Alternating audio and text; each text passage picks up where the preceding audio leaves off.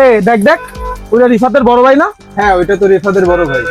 দেখ কি একটা অবস্থা, বাপটা মরে পারলো না, এখনই দলিল নিয়ে ওর বড় ভাই দৌড়দৌড়ি করছে।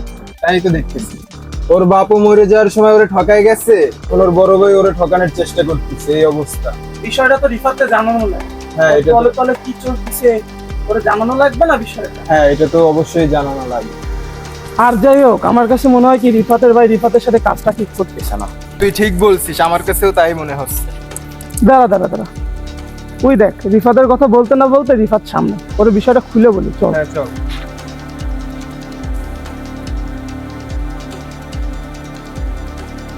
রিফাত, তুই এই জায়গায় কি করিস? বাবা মরে যাওয়ার পরে এই জমিতে তো আর আশা হয়নি, তাই বাবার এই স্মৃতিটা দেখতে আসলাম। আর এটাই তো বাবার শেষ সম্বল ছিল। আরে রাখ তোর বাপের শেষ সম্বল। তলে তলে কি ঘটতে যাচ্ছে এটা কি তুই জানিস? তলে তলে কি ঘটে যাচ্ছে মানে বুঝলাম না, কি বলতে যাচ্ছিস তোরা, একটু খুলে বল আমাকে। শোন তাহলে, তোর বাপও মরে যায় তোরে ঠকাইছে, আর তোর বড় ভাইও তোরে ঠকানোর চিন্তা ভাবনা করতেছে। তোরা কি বলছিস এইসব? আমার ভাই আমাকে ঠকাবে মানে? আমার বাবা মরে যাওয়ার পর থেকে তো আমার ভাই তো আমাকে সবকিছু দেখতেছে। আমার ভাই তো আমার আপদ বিপদ আমার ভাই আছে আমার পাশে। আমার ভাই আমাকে ঠকাবে মানে আমি তো বুঝতেছি না তোদের কথা। কি হয়েছে একটু খুলে বলতো। ওই যে আমাদের কামরুল চাচা আছে না, উকিল, তার চেম্বার দিয়ে তোর ভাইয়ের দলিল নিয়ে বেরোতে দেখছি। তাহলে তো এই বিষয়টা আমার ভাইয়ের কাছে শুনতে হয়। আরে শোন, তোর ভাইয়ের কাছে তুই কি শুনবি, এর সমাধান আছে আমার কাছে। সমাধান? কি সমাধান আবার? দেখ বিষয়টা পুরো সিম্পল, তোর ভাই যদি না থাকে তাহলে এই জমি জমা তো সব তোর। কিন্তু এত কিন্তু কিন্তু করিস না, যা বলতেছি তাই কর, তোরই ভালো হবে। একটা জিনিস দিচ্ছি, এই জিনিসটা তোর বাইরে সুযোগ বুঝে খাওয়াই দিবি, তাহলেই খেলা শেষ। তাহলে আমি চলে যাচ্ছি, বিষয়টা খেয়াল রাখিস। আমার ভাই আমার সাথে এই কাজটা করতে পারলো? কি শুনলাম আমি এটা? আর এরা কি বললো? আমার আব্বা আমাকে ঠকাইতে হয়ে মারা গেছে, আর শেষ পর্যন্ত আমার ভাইও।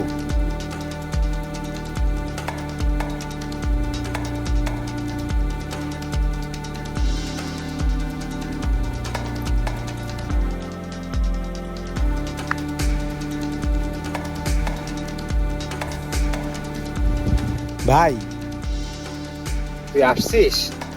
তোর সাথে আমার কিছু কথা আছে, তুই আমার জন্য একটু পানি নিয়ে আয় তো। আমি বসতেছি, ভালো লাগতেছে না। যা।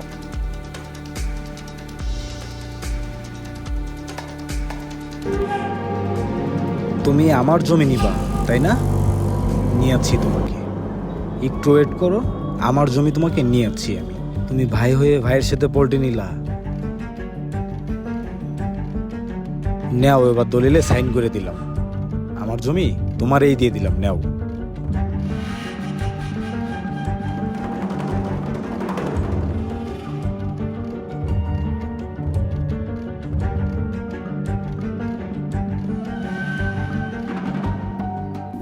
ভাই এ নাও। বয় ভাই, তোর সাথে আমার কিছু কথা আছে।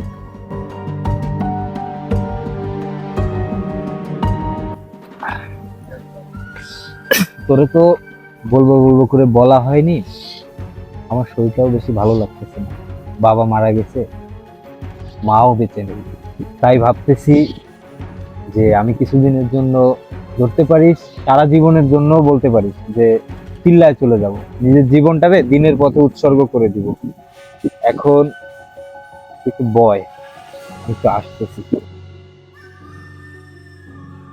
আমার সাথে এমন কি কথা আছে বুঝলাম না।